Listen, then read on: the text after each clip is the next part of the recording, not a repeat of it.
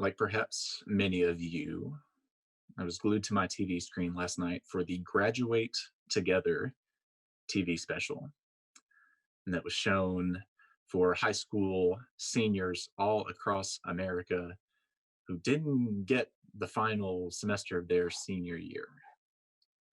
So they showed kids all across of different races, ethnicities, genders, and it was magical to see all these kids making videos that were creative, artsy, athletic, musical, put into one hour special, culminating with words from President Barack Obama as the commencement speaker that was fabulous. And all these kids who were stuck at home, waiting to go out into the world, they'd come to this threshold, this transition point, and then they were told to stop. And I was sitting there watching it, fascinated. And then LeBron James came onto the screen. If you don't know who LeBron James is, he's one of the most famous athletes in the world. He plays basketball for the Los Angeles Lakers, and he is an incredibly intelligent and outspoken social justice advocate. And he comes on the screen and he gives this wonderful message to the kids, knowing what it is to come from a place that does not value young Black men, knowing what it is to be undervalued, to be assumed to come out as nothing. LeBron James from Akron, Ohio, is now one of the most wealthy and popular and giving people on the planet. And so LeBron comes on and he gives this message that says, I know you're excited. I know you're looking forward to the rest of your life. And the message that you're hearing is stay at home. But that's not my message, he says. My message is not stay at home. My message is stay close to home. Maybe not physically, but stay close to the people in your lives that helped build you up, that helped get you to where you want to be. The people that made you who you are, that taught you what you know, that loved you into wholeness and into completion. Stay close to home. Wow. That's incredible. That's magical. When we talked about the gospel according to Gandalf, I wanted to revisit the Lord of the Rings series as we did last year. For those of you who are new, we did one last year in celebration of Tolkien Day, which is in the third week of the month of May. So if you're not familiar with the Lord of the Rings story, I'll give you a little bit of background and how it connects to LeBron James and those high school kids. In the Lord of the Rings, the fantasy epic by J.R.R. Tolkien, takes place in this land called Middle Earth, which is basically the British Isles in a fantasy world. And there are these creatures called hobbits. Hobbits are a little bit shorter than your average being. They have curly hair, fuzzy feet. They love things that grow. They love to enjoy life. They love to sing, dance, engage in a little bit of substance use, as we heard from Janet, hopefully not straying into the abuse phase. They like things about life. They live in this paradise called the Shire, and everything is comfortable and serene and ordinary. And the hobbits love it. They love how predictable it is. Until a little bit of magic enters their world in the form of a gray, cloaked, hatted, bearded wizard named Gandalf. Gandalf is a wizard, and he is known far and wide across the Shire. He is known and loved by the little hobbits because his magic to them looks like wonderful fireworks, cool card tricks, blowing smoke rings into different shapes. The magic is fun. He is known and despised by the older hobbits who turn their noses up at anything unnatural. They don't like anything out of the ordinary, the old hobbits. So the fireworks that Gandalf has and the magic tricks, they bring joy and happiness. They're magical to the little ones. He's a wizard, but it's not the same kind of wizard like what I grew up thinking about. He's not like a wizard from Harry Potter. He's not like a fairy godmother from the Disney stories. He's not like Matilda, right? The magic isn't all that he does. The magic in Tolkien's world is in the big picture. Magic is a big thing. It's about larger forces at work, and it's about rings with special powers, the Lord of the Rings. Special powers to turn someone invisible or to turn the heart of someone who's brave and loyal into someone who is evil and selfish. To make someone a servant of evil is one of the greatest magical powers we see in the story.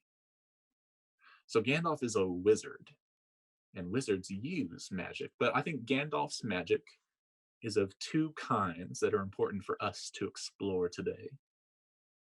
The first is the fireworks and the magic tricks and the fun and the laughter and the smiles and the joy. Magic that makes life more fun and more enjoyable. It makes life more interesting, more lively. The second kind is the magic that's part of that bigger picture. Magic of connecting to characters in the beginning of the story, cementing a lifelong friendship on the road. The magic of shifting small pieces in a forgotten land called the Shire that have big ripples on the whole world's stage of Middle Earth.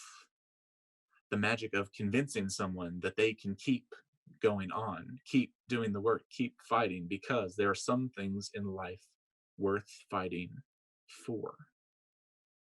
Building up resilience in people, building up light inside of people who have not learned to believe in themselves. People who are from forgotten parts of the world, who are underserved and assumed to come out as nothing. People who are not valued. That's the magic that makes life more rich, deep, and meaningful. So both kinds of magic, the magic that makes life fun and interesting, and the magic that makes life rich and meaningful, they're both in this story, and they both play huge roles in the Hobbit's transition from a life of comfort and the ordinary and the expected, things of growing things, good pipe weed, good beer, good food, good fun, good music, to a life of uncertainty, to a life of travel and transition, of change, of being on the road, of being in danger, and of ultimately being a hero in the story. So the hero of our story is one of the hobbits. His name is a Tolkien name, Samwise Gamgee. Everybody calls him Sam, so we'll call him Sam. Sam is a hobbit who's got a very important job. He's a gardener. He is a lover of all things comfy because he's a hobbit. He likes to sing shyly, and he loves Gandalf's magic. Even though he's a little bit older than the young hobbits, he's still really in to the fireworks. He likes the first kind of magic, the kind that makes life fun and interesting and enjoyable. But he's also scared of Gandalf because he sees that that magic, that's kind of the trivial magic, could also be turned against him. He gets very worried that Gandalf might turn him into a frog if he gets on the wizard's bad side. That's his conception of evil in the beginning of the story. That's the worst thing that he thinks could happen to him. I might get turned into something unnatural. Sam wants life to be as enjoyable and as safe as possible. And over the story, he goes on this hero's journey with his friend Frodo to destroy the One Ring. Spoiler alert if you haven't read Lord of the Rings. That's the moral of the story, is they're trying to destroy the One Ring. The relationship between Sam and Frodo, they're the platonic ideal, right? They're best buddies, they care about one another, they love one another, and it's their relationship that saves them again and again and again. And it's the relationships deepening through all the trials and tribulation, through all the change, where we see the real magic of Tolkien's story. So there's a scene, especially, that's near the end of the epic. Try not to do any spoilers here, but it's when the two have been far away from home in the Shire. They're out of their element. They're tired. They're hungry. They're close to their goal. But Frodo has determined that this is probably a one-way trip, that he cannot continue to bear the weight of the ring, the responsibility, and the magical burden, and that he knows he will probably not make it back to the Shire. He starts to falter. He starts to give up. And Sam, carrying all the luggage, offers Frodo some food and water. And he gives him a bigger share than he should if they're rationing it. And Frodo says, Sam, what are you doing? And Sam says, don't worry, Mr. Frodo. I got it all planned out. There should be enough. Frodo says, for what? Enough for what? And Sam says, for the journey home. Even far away, facing death, Sam does not stray far from home. He stays close to home. He stays close to the Shire. One of the intimate details that shows the magic of Tolkien's story is that Sam carries a little box of spice from the Shire. He carries a little piece of home with him wherever he goes. So no matter how far away, he always remembers where he's from, who helped to build him up and love him into completion and wholeness. He's always meaning to go back. And it's his hope and determination that gives Frodo the strength to keep going, to keep trying, to keep pressing on. Even up to the last part of the story where Sam is literally carrying Frodo on his back to help him on his journey. The evil power of the ring is that it corrupts your heart. And Sam is remarkably resistant to it. I think it's because he's got that second kind of magic in him, that big kind of magic that keeps him close to home even when he is far away, that helps him to overcome the greatest magic, supposedly, in the story, that of the Dark Lord and the One Ring.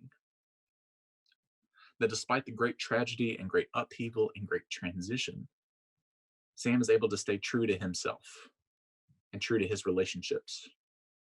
He doesn't abandon his friends. He doesn't abandon his family. He stays close to home.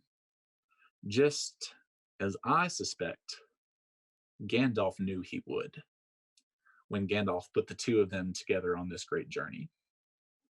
The magic of growing and changing without losing hope, without losing who you are.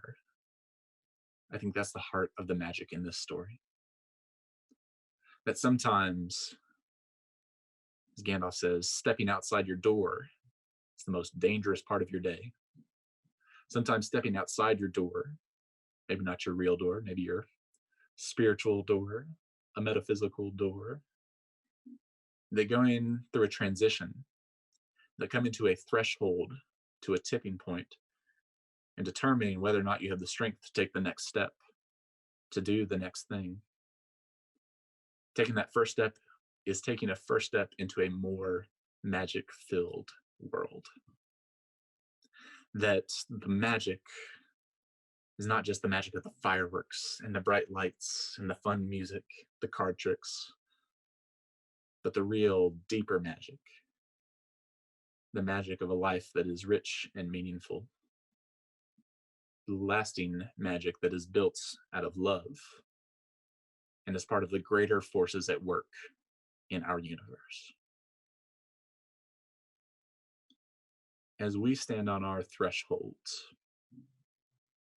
as we start to make decisions as a group, as individuals, about which road we will take, as we start to make the decisions about whether we will step outside our door or not, may we live with a little more magic in our lives. May we see a little more magic all around us. May we do things with a sense of purpose and hope and love and light.